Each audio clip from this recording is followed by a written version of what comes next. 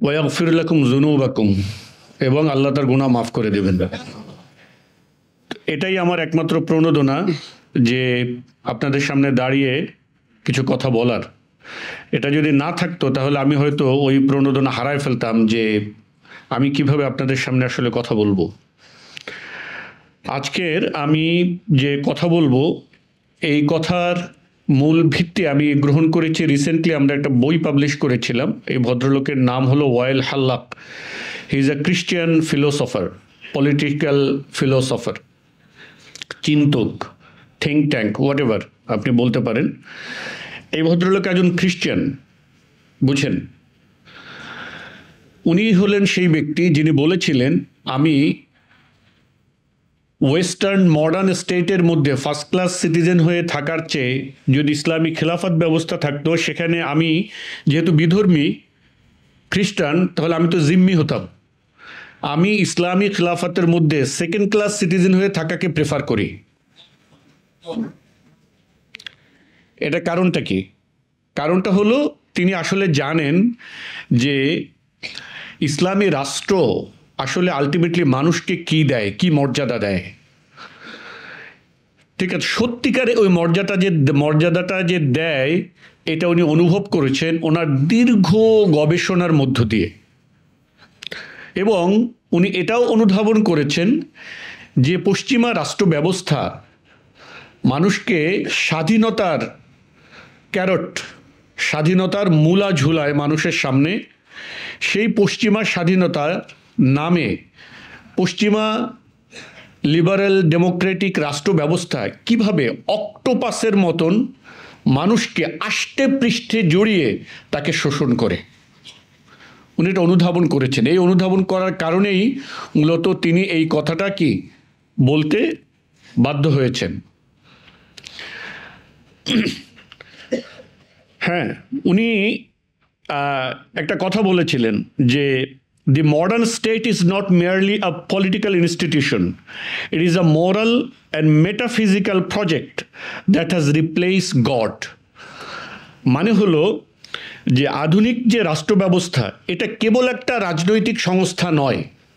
রাষ্ট্রকে আমরা একটা রাজনৈতিক সংস্থা মনে করি না। রাষ্ট্র কেবল একটা রাজনৈতিক সংস্থা নয়, বরং এটা একটা বহুমাত্রিক প্রজেক্ট যা স্রষ্টাকে রিপ্লেস করে দেয়। অর্থাৎ স্রষ্টা মানুষের জীবনে, স্রষ্টা মানব জাতির জীবনে যে গুরুত্ব, যে ভূমিকা, যে অবদান, যে চাওয়া পাওয়া যা কিছু আছে, আধুনিক রাষ্ট্র এই স্রষ্টাকে সরিয়ে দিয়ে সেই জায়গাটা রাষ্ট্র নিজে দখল করে নিতে চায়। এটাই হলো আধুনিক রাষ্ট্র। বুঝতে পেরেছেন? এখন আমরা দেখেন একটা গুরুত্বপূর্ণ বিষয় আমাদের, মানে আপনারা এখানে যারা আছেন, আমি যখন আলোচনা করি মেনলি আপনাদের জন্য আলোচনাটা আমি করি না, বিকজ আমি মনে করি যে আপনারা তো আসলে এই ব্যাপারগুলো জানেন এবং বোঝেন।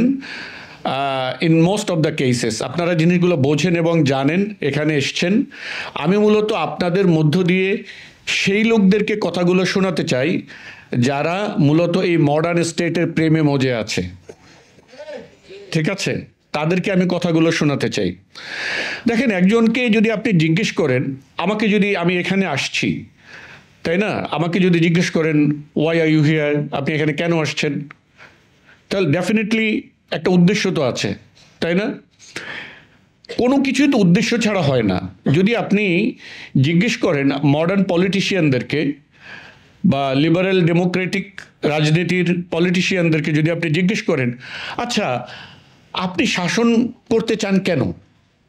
ধরেন আপনি আমাদের দেশের রাজনৈতিক দলগুলোর কথা যদি বলেন, যে কোনো রাজনৈতিক দল, তারা তো আসলে কি করতে চায়? শাসন করতে চায় না, রাষ্ট্রটা তারা নিতে চায় না? নিতে চায়।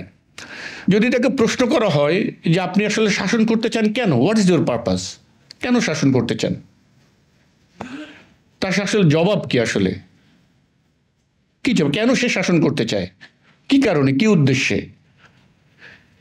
আপনি যদি এটাকে ভালো করে দেখেন, আপনি বুঝতে পারবেন যে ইসলাম ছাড়া বাকি কোনো ব্যবস্থায় মূলত শোষণ করা ছাড়া শাসনের আর কোনো পারপাস নাই। শোষণ করা ছাড়া শাসনের আর কোনো পারপাস থাকতে পারে না। কারণটা কি? It is human nature. মানুষ হলো ফকির, আল্লাহুল গনিয়্যু ওয়া আনতুমুল ফুকারা। মানুষ হলো ফকির আর আল্লাহ হলেন একমাত্র কি? গনি, ধনী। আর মানুষ হলো ফকির। ফকির কি চায়? ফকির দুইটা ভাত চায়। ঠিক আছে, ফকির দুইটা ভাত চায়। ওই আপনি ধরেন এই ভাতের বিভিন্ন স্ট্যাটাস আছে, একটু কেউ ভাতটা একটু পোলাও চায়, কেউ একটু বিরিয়ানি চায়, কেউ একটু দামি ভাত চায়, কেউ একটু গাড়ি চায়, কেউ ব্যাংক অ্যাকাউন্টে টাকা চায়। At the end of the day সবই আসলে ফকির, সবই ফকির। তো ফকির কি চায়? ফকির আসলে দুইটা ভাত চায়। ফকির কখনো এই ভাতের চাহিদা থেকে মুক্ত হতে পারে না। পারে না। ফকির কখনো এই দুইটা ভাতের, দুইটা পয়সার চাহিদা থেকে মুক্ত হতে পারে না। আপনারা অনেক সময় মনে করেন যে আমাদের এই দরিদ্র দেশের মধ্যে শুধু দুর্নীতি, কিন্তু ইউরোপ আমেরিকা মনে হয় অনেক মডার্ন, তাদের ওখানে মনে হয় কোনো দুর্নীতি নাই। আমাদের ওখানে অনেক এরকম মনে করেন, কিন্তু ব্যাপারটা আসলে এরকম না। এটা হলো কীরকম, ধরেন আপনি রাস্তায় পিস্তল ঠেকিয়ে খান একরকম আপনার ডাকাতি, আরেকটা হলো যে আপনি সিস্টেমেটিক ডাকাতি। ধরেন আপনার রাষ্ট্র আপনার উপরে যাচ্ছে না তাই পরিমাণে ট্যাক্স চাপিয়ে দেয়, যাচ্ছে না তাই পরিমাণে ট্যাক্স কি করে? চাপিয়ে দেয়। আপনারা জানেন এখানে অনেকে বিজনেসের সাথে জড়িত আছেন, মোর দ্যান 35%, 40% পর্যন্ত রাষ্ট্র কি চায়? ট্যাক্স চায়। এবং শুধুমাত্র এই 40-30% না, মানে হলো আপনি এর আগে কিন্তু লাইসেন্স করতে টাকা দিয়ে আসছেন, ঠিক আছে? এরপরে আপনি যে আইটেম দিয়ে আপনি বিজনেস করবেন সেই আইটেমটা যখন আপনি ইম্পোর্ট করছেন, ওই ইম্পোর্টের উপরে ডিউটি দিয়ে আসছেন, ভ্যাট দিয়ে আসছেন, ট্যাক্স দিয়ে আসছেন, ঠিক আছে? এরপরে আপনি সিম্পল ধরেন আমরা পাবলিকেশন করি, বা এখানে লিটন ভাই আছে, প্রেস করেন। ধরেন আমরা একটা কোম্পানিতে একটা কোটেশন দিলাম যে একটা ওষুধের বক্স প্রিন্ট করব। তো এই ওষুধের বক্সটা প্রিন্ট করার জন্য যে কাগজটা আসছে, এই কাগজটা যখন দেশে ঢুকছে, ডিউটি দিয়ে ঢুকছে না? উনি যে মেশিনটা দিয়ে এটা প্রিন্ট করে, এটা ডিউটি দিয়ে ঢুকছে না দেশে? আর যে কালি দিয়ে প্রিন্ট করে, এটাতে ডিউটি দিয়ে ঢুকছে না? সব জায়গাতে কিন্তু ট্যাক্স নেওয়ার কারণে এই কাগজের দাম বাড়ছে, কালির দাম বাড়ছে, মেশিনের দাম বাড়ছে।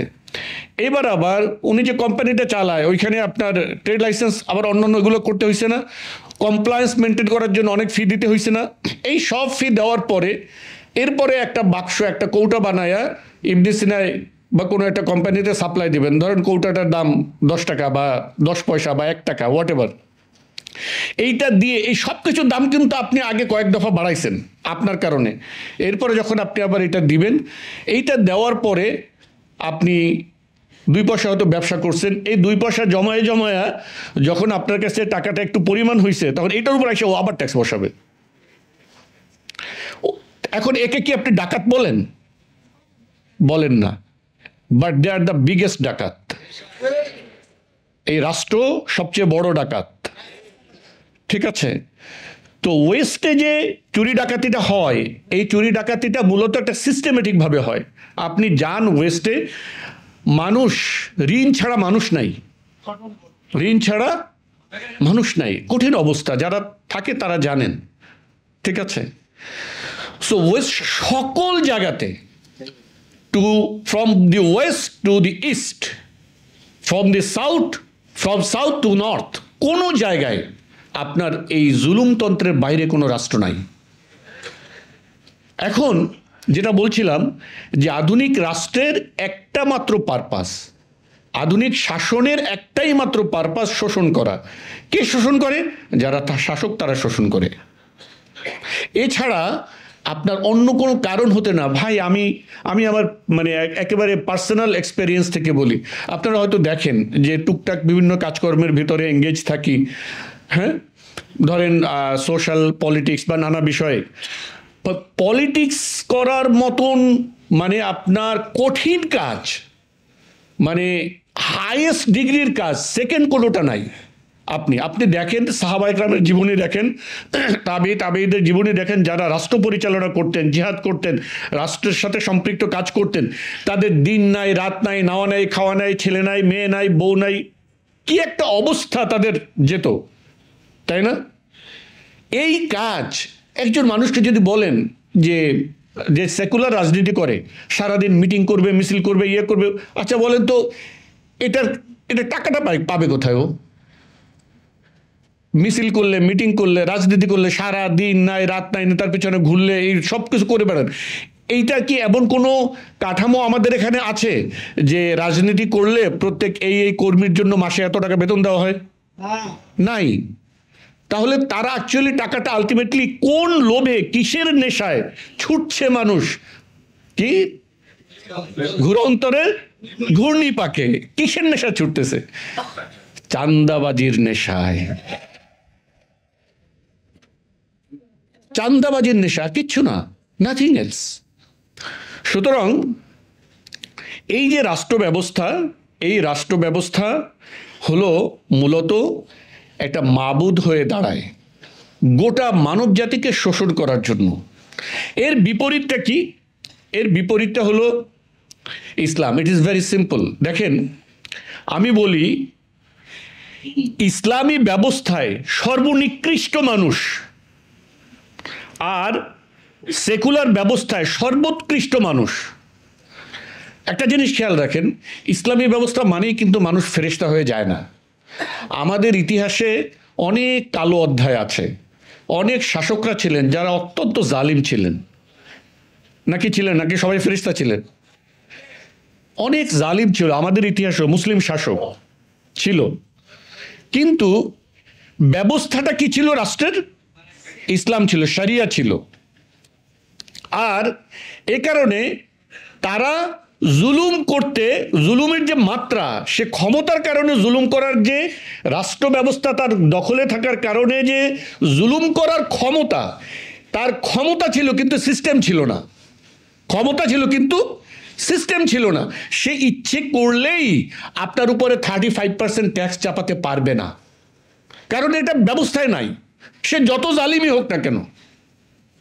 বুঝতে পেরেছেন? এই জন্য সেকুলার ব্যবস্থায় যদি সর্বোত্তম মানুষ আপনার শাসক হয়, আর ইসলামী ব্যবস্থায় যদি সর্বনিম্ন স্তরের মানুষ শাসক হয়, তবুও সাধারণ মানুষ ইসলামী ব্যবস্থায় অধিক নিরাপদ থাকবে। আমাদেরকে অনেক সময় বলে, মানে সেকুলাররা এই কথাটা এনে আমাদেরকে বলে, ইসলামের ইতিহাসের অনেক অধ্যায় তো আছে যেখানে আমরা দেখতে পাই আভ্যন্তরীণ দ্বন্দ্ব, কলহ, গ্যাঞ্জাম, ফাসাদ, তারপরে শাসকদের অনেক অন্যায়, অত্যাচার, অবিচার, তারপরে তাদের ভোগবাদিতা, অনেক কিছু তো আছে। এটা তো সত্য। এগুলোকে এনে তারা এটা দেখাতে চায় যে ইসলামের ইয়েতেও তো কত খারাপ ব্যাপার আছে। দেখেন, ইসলামী ব্যবস্থায় মানুষ কেন নিরাপদ? একটা পয়েন্ট খেয়াল করেন, ইট ইজ ভেরি ভাইটাল। পয়েন্টটা হলো, সেকুলার ব্যবস্থায় আইন তৈরির ক্ষমতা কার হাতে? মানুষের হাতে। বুঝেন? যার কথা একটু আগে বলেছি, যে মূলত শাসন করে কেবল শোষণ করার জন্য, আইন প্রণয়নের ক্ষমতাও কিন্তু তার হাতে। বুঝেন? আইন প্রণয়ন এবং এক্সিকিউশন, এই দুইটা যদি একই লোকের হাতে থাকে, আপনি ধরেন এই ডিমান্ড লেটার দেওয়া আর সেটা পাশ করা, দুইটা যদি একই লোকের হাতে থাকে, তাহলে কি হবে? ধরেন আপনার স্টোরের দায়িত্ব আর শপের দায়িত্ব দুইটা একই জনের। স্টোর থেকে কত কপি নিল, কত কি বের হলো, সেটা যে দেখে সেই নেয়, তাহলে আপনার স্টোর কখনো টিকবে? একটা ক্রস চেক থাকতে হয় না স্টোর কিপারের? তো শাসক যে, সে তো শাসন ক্ষমতায় বসে গেল। এখন যদি আইন রচনার চূড়ান্ত ক্ষমতা তার হাতে থাকে এবং সেটা এক্সিকিউট করার ক্ষমতা থাকে, তখন সে কি হয়ে যায়? হ্যাঁ, সে শোষক হয়ে উঠবে। কোনো মাপ নাই, এটা থেকে আপনি বাঁচাতে পারবেন না। আমি বারবার একটা কথা বলি, একটা সিম্পল উদাহরণ, একেবারে সবাই যেন সহজে বুঝতে পারে। আপনি আমাদের দেশে দেখবেন, এই যে মানে আওয়ামী লীগ ছিল ফেসিস্ট, বিএনপি কিংবা অন্য কোনো দল, জাতীয় পার্টি, হ্যাঁ যত পার্টি ছিল, আমাদের দেশে সংসদ সদস্যদের জন্য শুল্কমুক্ত গাড়ি আমদানির নিয়ম আছে, আছে না? যে একটা গাড়ি আমরা যদি কিনতে যাই, আমাদের যদি লাগে আপনার 2 কোটি টাকা, 3 কোটি টাকা, সেই গাড়িটা সে আনতে পারে 50 লাখ টাকা দিয়ে, 30 লাখ টাকা দিয়ে। বুঝতে পারছেন? আজ পর্যন্ত কোনো সংসদ সদস্য রিজেক্ট করছে এই কথা যে না এই আইন আমরা মানি না? করছে কেউ? কেউ রিজেক্ট করে না কখনো। তার মানেটা কি? তার মানে শোষণের ব্যাপারে তারা সবাই একমত। তাদের ভিতরে অনেক দ্বিমত, কিন্তু শোষণের ব্যাপারে তারা সবাই একমত। বুঝতে পেরেছেন? যে কথাটা বলছিলাম যে ইসলামী ব্যবস্থায় আইন প্রণয়নের ক্ষমতাটা আসলে মানুষের হাতে নাই। আইন প্রণয়নের ক্ষমতা কার হাতে? আল্লাহর হাতে। চূড়ান্ত ক্ষমতা কার হাতে? আল্লাহর হাতে। এবং আল্লাহর কাছে তার সকল বান্দার একটা হক আছে, একটা অধিকার আছে। বুঝতে পারছেন? আপনি মনে করতে পারেন মানুষ আল্লাহর সাথে শিরক করে কত বড় জালিম, কত বড় খারাপ, স্টিল আল্লাহ বললেন ফাউমাত্তিউহু কলিলান, আমি তাকে কিছু খাবার দাবার দিব। আপনি আমি হলে কি করতাম? কি করতাম? পীড়ায় শেষ করে ফেলতাম, তাই না? এই যে আল্লাহ রহমানুর রহিম, আরহামুর রহিমিন, তিনি তার বান্দা তাকে অস্বীকার করতেছে, তার সাথে শিরক করতেছে, আল্লাহ বলতেছেন ফাউমাত্তিউহু কলিলান, আমি তাকে কিছু খাওয়াবো। এমন কি বলতেছেন আল্লাহ? দেখেন, আল্লাহ বলতেছেন ওয়ালাউলা আইয়াকুনান নাসু উম্মাতান ওয়াহিদ, ওয়ালাউলা আইয়াকুনান নাসু উম্মাতান ওয়াহিদ, যদি সব মানুষ এক দল হয়ে না যেত, মানে সব মানুষ যদি কাফের হয়ে না যেত, বুঝেন, লাজআলনা লিমান ইয়াকফুরু বিররহমানি লিবুয়ুতিহিম সুকুফাম মিন ফিদ্দা ওয়া মাআরিজ আলাইহা ইয়াজহারুন, সব মানুষ যদি কাফের হয়ে না যাইতো, তাহলে এই রহমানকে অস্বীকারীদের জন্য তাদের ঘর বাড়ি সিঁড়ি তাদের তাকিয়া এই সব কিছু আমি সোনার রূপা দিয়ে বানায় দিতাম। আপনি চিন্তা করেন, কেন বলেন তো? কেন? কারণ হলো অল্প কিছু সেই বান্দাও কার বান্দা? আল্লাহর বান্দা। আল্লাহ তাকে দুনিয়ায় পাঠাইছেন, অল্প কিছুদিন হলেও আল্লাহ তাআলা তাকে কি দিবেন? যা তুই খায়া মরে যা এখান থেকে, তোর তো পরের অবস্থা তো খারাপ। বুঝতে পারছেন? তুই তো কিছু পাবি না আখেরাতে। আমার মাঝে মধ্যে আমার আব্বা একটা কথা বলেন যে বেড়া, দুনিয়াতে আল্লাহ যেরকম ভালো রাখছে, বরিশালের মানুষ তো, দুনিয়াতে আল্লাহ যেরকম ভালো রাখছে ওই পাশে দিয়ে গুতাইবে নাহি। বুঝছেন? মানে উনি বলেন যে এটা হলো মূলত একটা কৃতজ্ঞ বান্দার একটা বহিঃপ্রকাশ। অনেক বিভিন্ন বর্ণনায় কোনো তাবি সাহাবীদেরও এরকম কিছু কথা পাওয়া যায়, শোনা যায়, যে মানে হলো বান্দা যখন দুনিয়াতে অনেক নিয়ামত পায়, তখন মনে হতে পারে যে আল্লাহ তাআলার আমি যে ইবাদত করছি, আল্লাহ তাআলা কি আমাকে এইটার বিনিময় দুনিয়াতেই দিয়ে দিলেন কিনা। বুঝতে পারছেন? এইখানে আমার একটা আন্ডারস্ট্যান্ডিং আছে, সেটা হলো যে এইটা কখনো সম্ভব না। আল্লাহ তাআলা আপনাকে দুনিয়াতে যত বেশি নিয়ামতি দিক না কেন, খেয়াল করেন, দুনিয়াতে আল্লাহ তাআলা আপনাকে যত বেশি নিয়ামতি দিক না কেন, সেটা কখনো ঈমানওয়ালা একটা সিজদার কি হতে পারে না, সমান হতে পারে না। ঈমানওয়ালা একটা সিজদার, ঈমানের বিপরীতে যে উপঢৌকন, ঈমানের বিপরীতে যা আপনার প্রাপ্য, দুনিয়ার কোনো কিছু তা হতে পারে না। দুনিয়ার কোনো কিছু ঈমানের বদলা হতে পারে না। কারণ আল্লাহ তাআলা বলছেন, এটা আপনারা জানেন, যে গোটা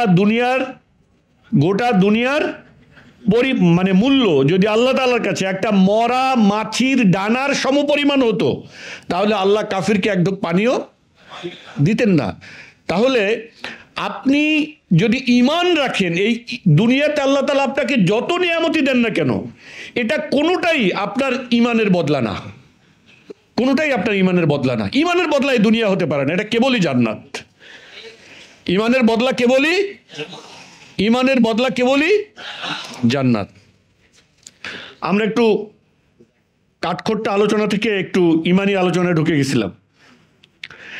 দেখেন, আধুনিক রাষ্ট্রের যে কথা, আধুনিক রাষ্ট্র যে মাবুদ হয়ে উঠছে 6টা প্রক্রিয়ায়। আধুনিক রাষ্ট্র মাবুদ হয়ে উঠছে কয়টা প্রক্রিয়ায়? 6টা প্রক্রিয়ায়। 1 নাম্বার, এটা আমরা সবাই জানি যে দেখেন, আমাদের এখানে সেকুলার ব্যবস্থায় বলা হচ্ছে প্রথমত হলো এখানে সবরেইন বিইং, সার্বভৌম সত্তা কে? সার্বভৌম সত্তা কে?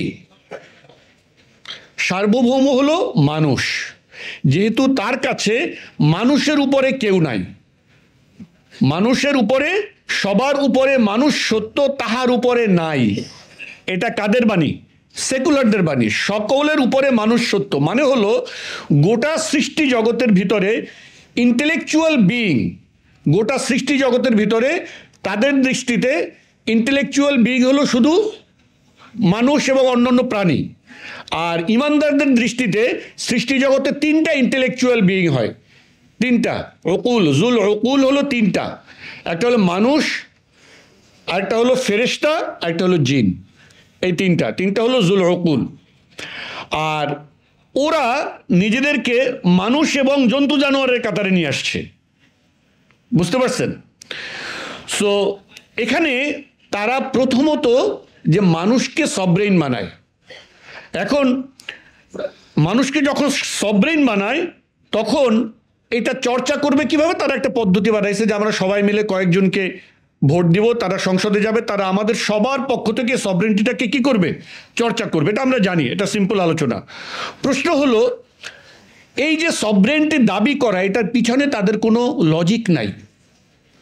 আমি যদি বলতে চাই যে আজকের আমার এইখানে একটা কর্তৃত্ব আছে, তার পিছনে একটা লজিক থাকতে হবে না? একটা লজিক তো থাকতে হবে। আপনি একজন, কেউ যদি সেকুলার হন, আমি আপনার কাছে একান্ত আপনার বিবেকের কাছে এই প্রশ্নটা করছি, আপনি আপনার বিবেকের কাছে এই প্রশ্নটা করেন যে মানুষ নিজেকে যে সবরেইন দাবি করবে, মানুষ কি নিজে এই পৃথিবীতে এসছে? একা একা আসে নাই, তাকে কেউ সৃষ্টি করেছেন। তাহলে যিনি সৃষ্টি করেছেন তিনি ছাড়া মানুষ কিভাবে সার্বভৌম হয়? এটা হতে পারে না। এটা কোনো একটা মানে নর্মাল সেন্সেও চলে না। তাহলে এটা কেবলমাত্র আল্লাহ তাআলার জন্যই সার্বভৌমত্বটা একমাত্র প্রযোজ্য, অন্য কারোর জন্য হয় না। কারণ সবরেইনটির সাথে সৃষ্টির সম্পর্ক ওতপ্রোতভাবে জড়িত একটা আরেকটার সাথে। লাহুল খলক লাহুল আমর, যার সৃষ্টি, বিধান যার, সৃষ্টি যার, আইন তার। এটা একটা ভেরি সিম্পল। আপনাদের যারাই সেকুলার সিস্টেমে বিশ্বাস করেন, আমি এই প্রশ্নটা আপনার একান্ত বিবেকের কাছে রাখতে চাই। আপনি একটু নিজে একা বসেন, নিজের কাছে নিজে প্রশ্নটা করেন যে আসলে আমি কিভাবে সার্বভৌম হই? সার্বভৌম হওয়ার জন্য চূড়ান্ত শক্তি, চূড়ান্ত মালিকানা, চূড়ান্ত ক্ষমতা, চূড়ান্ত যে অধিকার, এই অধিকার কোনো মানুষের কখনো হতে পারে না। সো প্রথমত এই রাষ্ট্র যে সূত্র দ্বারা মাবুদে জায়গা দখল করে সেটা হলো রাষ্ট্র সার্বভৌমত্ব দাবি করে। রাষ্ট্র কি দাবি করে? সার্বভৌমত্ব দাবি করে। সবার উপরে রাষ্ট্রের আইন, সবার উপরে রাষ্ট্রের বিধান, রাষ্ট্রের সংবিধান। এর দ্বারা মূলত প্রথম সূত্র রাষ্ট্র গ্রহণ করে, যার দ্বারা সে কি করে? আপনার মাবুদে পরিণত হয়। সূত্র 1। সূত্র 2 হলো মনোপলি অফ লেজিসলেশন, মানে হলো লাহুল আমর যেটা যে তার বিধান, এই জায়গাতে রাষ্ট্র চূড়ান্ত অধিকার সংরক্ষণ করে যে আইন রচনা করার চূড়ান্ত অধিকার তার। আইন রচনা করার চূড়ান্ত অধিকার তার। দ্বিতীয় সূত্র যেটার মাধ্যমে সে মাবুদ হয়। দেখেন, ইসলামে আইন রচনার অধিকার আল্লাহর হাতে এবং ব্যাখ্যা দেওয়ার দায়িত্ব ওলামায়ে কেরামের হাতে, রাষ্ট্রের হাতে কিচ্ছু নাই। খেয়াল করেন, এটা ভেরি ক্রিটিক্যাল কোশ্চেন, যেটা আমি আগে বলেছিলাম, ওখানে আমি ব্যাখ্যা করি নাই, যে রাষ্ট্রে মানে ইসলামী রাষ্ট্রে শাসকদের হাতে কিছু নাই। আপনি খেয়াল করেন যে ইবনে তাইমিয়া রহিমাহুল্লাহ, হ্যাঁ, এরপরে আপনার আহমদ ইবনে হাম্বল রহিমাহুল্লাহ, দেখেন গোটা রাষ্ট্র একদিকে খলকে কোরআনের মাসালায়, গোটা রাষ্ট্র একদিকে, গোটা জাতি বসে আছে। বলো আহমদ ইবনে হাম্বল কি লিখবেন? গোটা জাতি খাতা কলম নিয়ে বসে আছে, আহমদ ইবনে হাম্বল যা বলবে তারা সেটা গ্রহণ করবে। আল্লাহু আকবার। আপনি দেখেন রাষ্ট্রের হাতে কিছু নাই।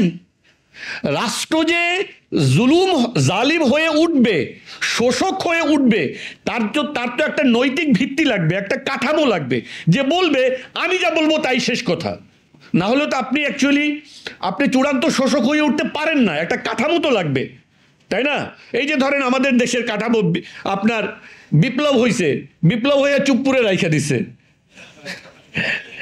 পৃথিবীর ইতিহাসে, আমি বলি পৃথিবীর ইতিহাসে এমন কোন বিপ্লব পৃথিবীর ইতিহাস দেখে নাই যে পরাজিত শক্তির সেনাপ্রধান আর রাষ্ট্রপতি রয়ে গেছে। হাস্যকর। পরাজিত শক্তির রাষ্ট্রপতি তার পদে রয়ে গেছে। ওরা এটা কেন করছিল জানেন? এরা এটা করেছিল, এর কারণ হলো তারা আসলে আমূল কোনো সংস্কার চায় না, আমূল কোনো সংস্কার তারা চায় না। এমনকি আপনি ইসলাম বাদ দেন, মানে আপনি যদি একটা মৌলিক কাঠামোগত পরিবর্তন আনতে চান তাও তারা চায় না।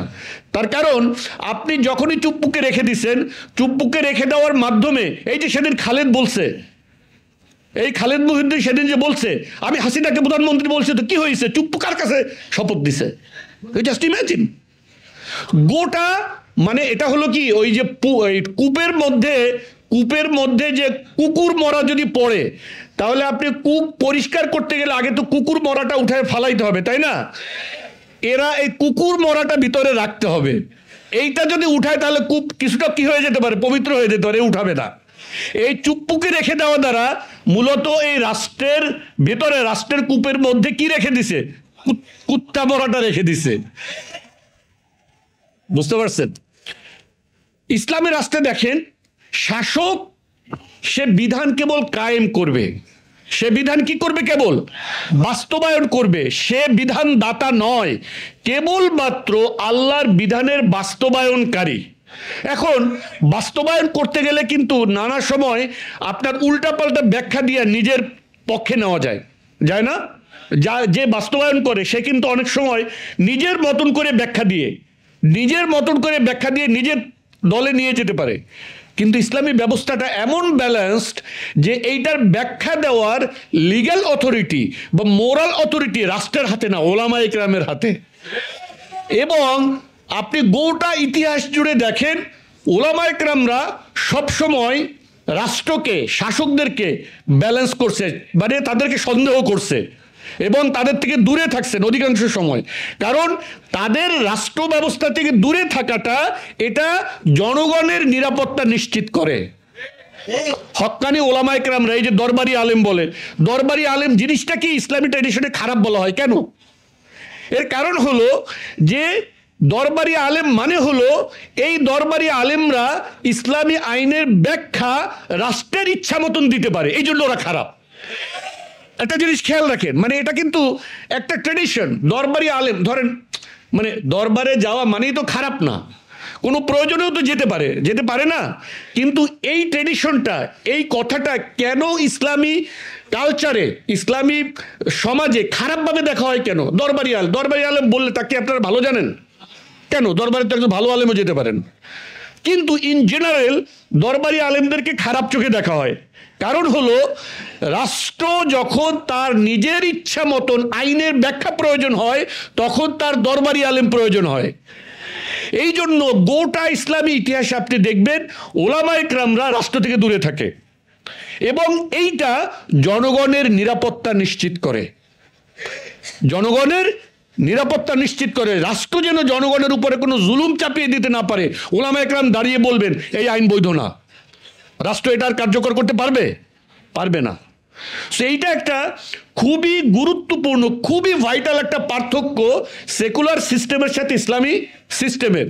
যে সেকুলার সিস্টেমে মানুষ কিভাবে শোষক হয়ে ওঠার পথ খোলা থাকে, ইসলামী ব্যবস্থা এই পথ খোলা থাকে না। 3 নাম্বার, যেভাবে রাষ্ট্র মাবুদ হয় সেটা হলো রাষ্ট্র মোরাল ইঞ্জিনিয়ারিং করে।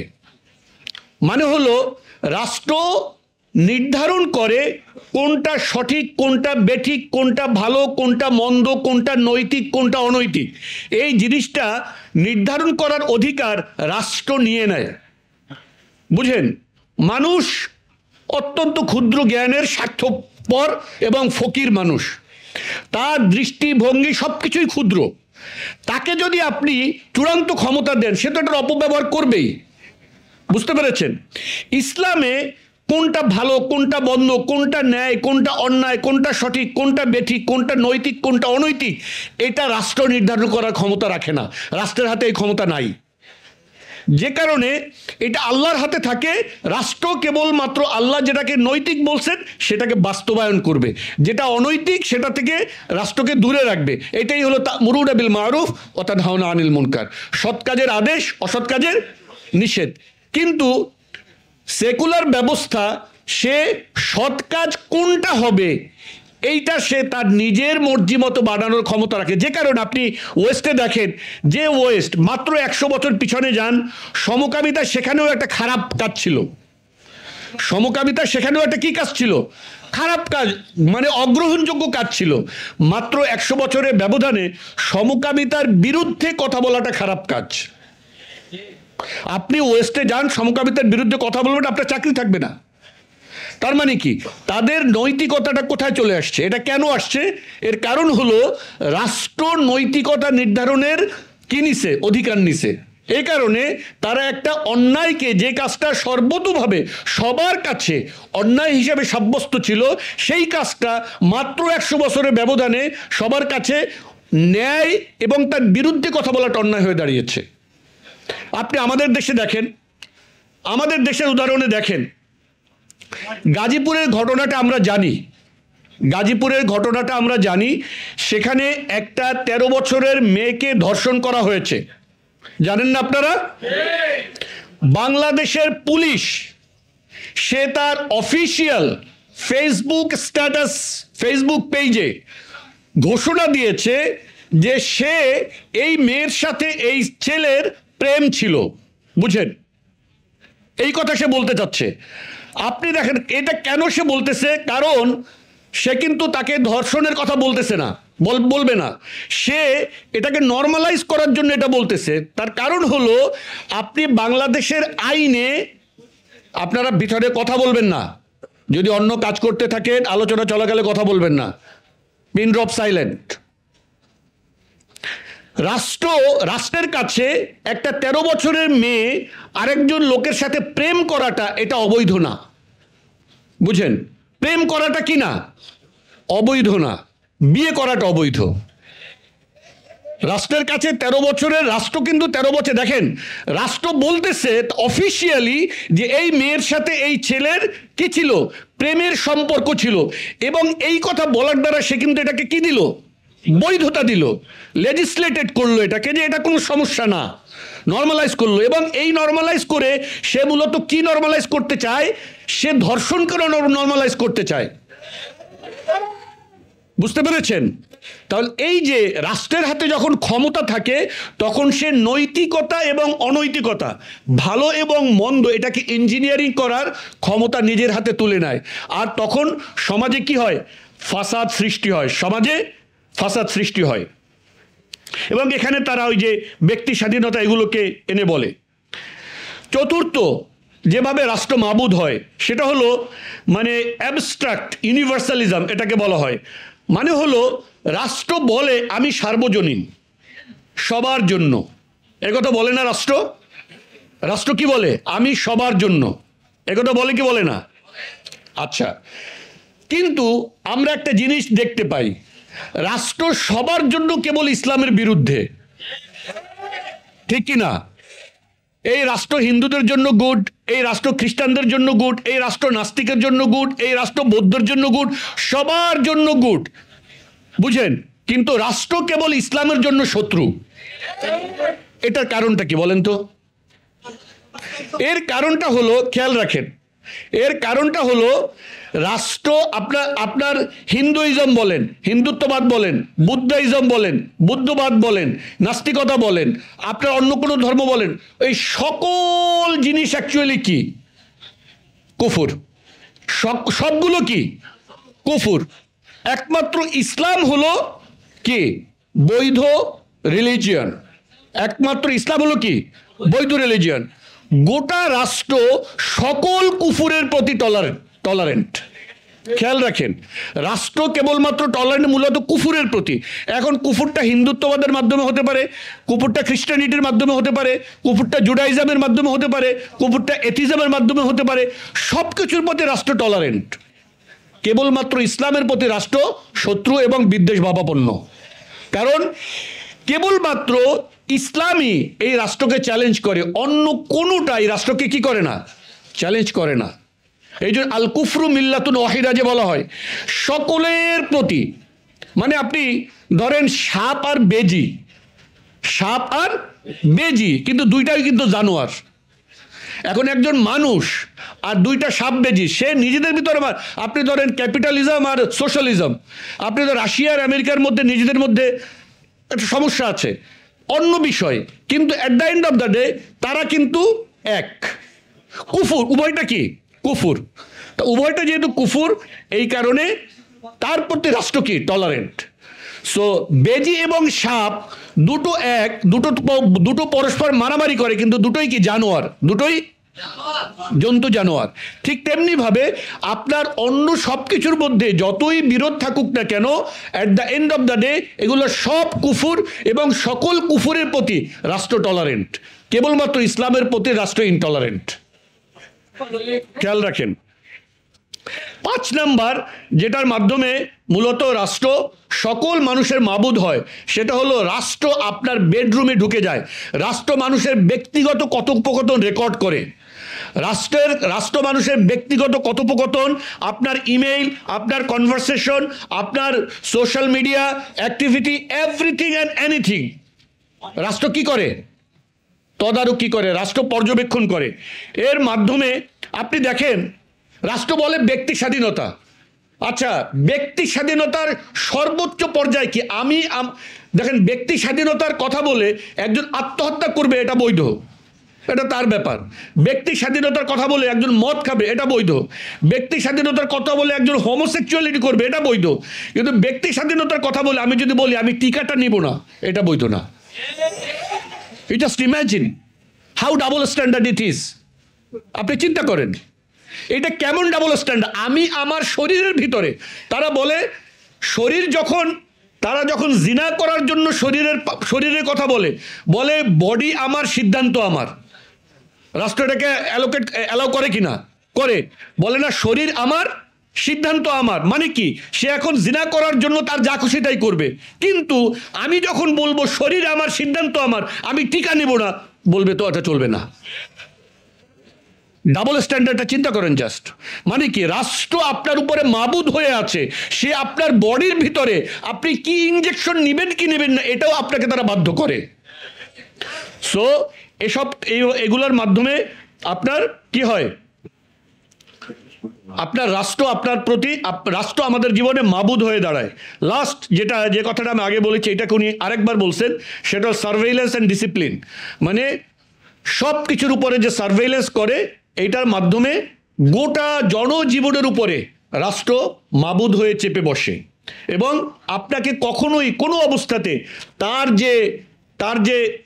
যে রাডার, এই রাডারের বাইরে আপনাকে যেতে দিবে না। আপনি যদি এখন থেকে 200 বছর বা 300 বছর পিছনে যান, আপনি ইসলামী আইনে একটা বিধান দেখতে পারবেন, এটাকে নাম হলো জালাওয়াতন।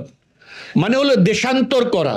অর্থাৎ কেউ যদি এমন কোনো পাপ কাজ করে যে পাপ কাজটা সমাজে ছড়িয়ে পড়ার কারণে সমাজ ক্ষতিগ্রস্ত হয়, তখন ওই ব্যক্তিকে দেশান্তর করা যেত, দেশ থেকে বাড়ি করে দেওয়া যেত। বুঝতে পারছেন?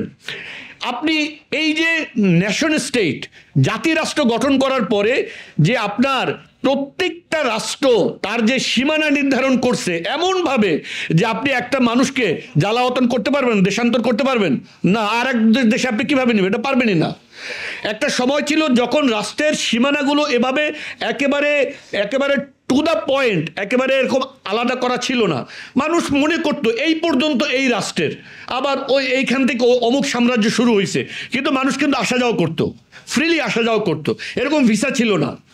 এখন কি হয়েছে, আপনাকে রাষ্ট্র নির্দিষ্ট একটা বর্ডার দিয়ে দিছে, এই ভিসা দিয়ে দিছে, আপনি এর বাইরে যেতে পারবেন না। মানে হলো অল দ্য ওয়ে এই সকল মেকানিজমের মাধ্যমে রাষ্ট্র বর্তমান সময়ে স্রষ্টাকে রিপ্লেস করে রাষ্ট্র মাবুদ হয়ে দাঁড়িয়েছে। রাষ্ট্র কি হয়ে দাঁড়িয়েছে? মাবুদ হয়ে দাঁড়িয়েছে। আমরা যদি এই মাবুদের ইবাদত থেকে মুক্তি পেতে চাই, তাহলে এই রাষ্ট্র ব্যবস্থা আমাদেরকে পুনর্গঠন করতে হবে। কি করতে হবে? পুনর্গঠন। পুনর্গঠন মানে কিন্তু আপনার রাইখা দিয়া না, এটাকে আমূল উৎপাটন করে পুনর্গঠন করতে হবে। বুঝতে পেরেছেন? এইটা আপনার আংশিক কোনো কিছু কাজ করবে না, অল্প একটু কোনো কিছু কাজ করবে না। যেটা আমরা আগে বলেছিলাম যে এই রাষ্ট্র যদি আপনি পবিত্র করতে চান, ওই যে কূপের মধ্যে যদি কুকুর পড়ে, আপনার এই যে আপনি দেখেন রাষ্ট্রের কোনো কিছু পরিবর্তন হয়েছে? আপনি অফিসগুলোতে যান, এখনো ঘুষ আছে, রাস্তায় আপনার ট্রাফিকে ঘুষ আছে, সব জায়গাতে সব একই জিনিস রয়ে গেছে না? আপনি দেখেন এই যে গাজীপুরে যে নাটক করলো, এই হাসিনার নাটক এখনো রয়ে গেছে না? এই যে মেয়েটাকে, যে ধর্ষিতা মেয়েটাকে, যে মানে তারা এটাকে ধর্ষণ থেকে অপরাধীকে বাঁচিয়ে দেওয়ার চেষ্টা করলো, হাসিনা একই কাজ করতো। এই যে মহিবুল্লাহ সাহেব, তাকে নিয়ে যে কি নাটক করতেছে, তার ছেলেরা বলছে যে আমরা যতক্ষণ আমার বাবার কাছে ছিলাম ততক্ষণ আমার বাবা বলছেন যে আমাকে অপহরণ করা হয়েছে এবং আমাকে অপহরণ করার পর থেকে আমার আর কিছু মনে নাই। বাবার সন্তানকে, নিরপরাধ সন্তানকে উইদাউট এনি ওয়ারেন্ট, কোনো রকম বৈধতা ছাড়া থানার লকআপে আটকিয়ে জোর করে তার কাছ থেকে স্টেটমেন্ট দিয়েছে রাষ্ট্র। এইটাই হাসিনার রাষ্ট্র। তাহলে আপনি কিসের বিপ্লব করলেন? কি পরিবর্তন করলেন? এর কারণ হলো কুত্তা মরা কূপের ভিতরে রয়ে গেছে। আমাদের কাজ হলো এই কুত্তা মরাকে এখান থেকে উপড়ায় ফেলানো। ইনশাআল্লাহ আল্লাহ রাব্বুল আলামিন আমাদেরকে তৌফিক দান করুন।